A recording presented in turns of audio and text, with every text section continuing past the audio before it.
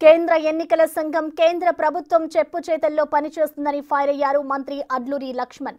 2014కి ముందు కేంద్ర ఎన్నికల సంఘం స్వతంత్రంగా పనిచేసేదని, మోడీ ప్రభుత్వం వచ్చిన తర్వాత ఆయన కంట్రోల్లోకి వెళ్లిపోయిందని ఆరోపించారు. ఎన్నికల సంఘంపై వచ్చిన ఆరోపణలపై నిజాలు తేల్చకుండా ఈసీ తప్పించుకుంటుందని అన్నారు ఆయన. ఈవీఎం మిషన్లకు తాను కూడా బాధ్యుడునేనని అన్నారు ఆయన. 2018 ఎన్నికల్లో తాను గెలిచినా ఓడినట్టు ఈసీ ప్రకటించిందని గుర్తు చేశారు. ఇక బీజేపీ నేతలకు ఏమాత్రం సోయి ఉన్నా ఈవీఎం అవకతవకలపై దర్యాప్తు చేపించాలని డిమాండ్ చేశారు మంత్రి అడ్లూరి. అఖిల భారత కాంగ్రెస్ పార్టీ నాయకుడు కేంద్ర ఎన్నికల కమిషన్ అనేది కేంద్ర ప్రభుత్వం ఆధీనంలో పనిచేస్తుంది. యాక్చువల్లీ గత 2014 ముందు కేంద్ర ఎన్నికల కమిషన్ అనేది ఇండిపెండెంట్గా ప్రభుత్వం, ఒక సొంత ప్రభుత్వం కమిషన్గా పనిచేసేది.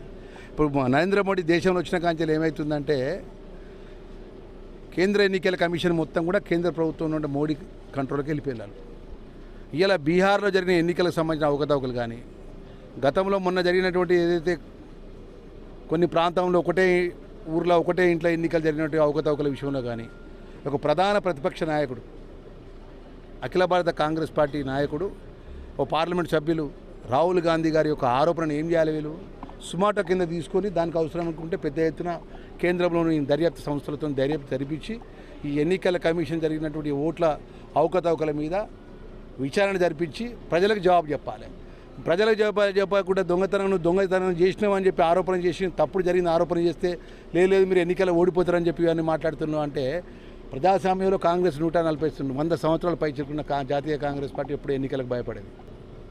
ప్రధాన బాధ్యతగా ఈవీఎం మిషన్లకు అవకతవకలు చేసి నేను 2018లో గెలిచిన ఒకటి నేను అడ్లూరి లక్ష్మణ్ కుమార్, ఒక రాష్ట్ర క్యాబినెట్ మంత్రిగా నేను ఈరోజు మీరు మీ మీడియా ద్వారా నేను చెప్తున్నాను, నేను ఈవీఎం మిషన్ లాస్ట్ రౌండ్ వరకు నేను 3600 ఓట్ల లీడింగ్తో ఉన్నాను. లాస్ట్ రౌండ్ తర్వాత ఈవీఎం మిషన్లు 2-3 మిషన్లు కింద మీద చేసి నన్ను గెలిచినని 440 ఓట్లతో ఓడిపోయినట్టు ప్రకటించారు. బీజేపీలకు ఇప్పటికైనా కూడా ఏమాత్రం సొయ్యి ఉన్నా, ఏమాత్రం వాళ్ళకు మానం ఉన్నా దీన్ని దర్యాప్తు జరిపి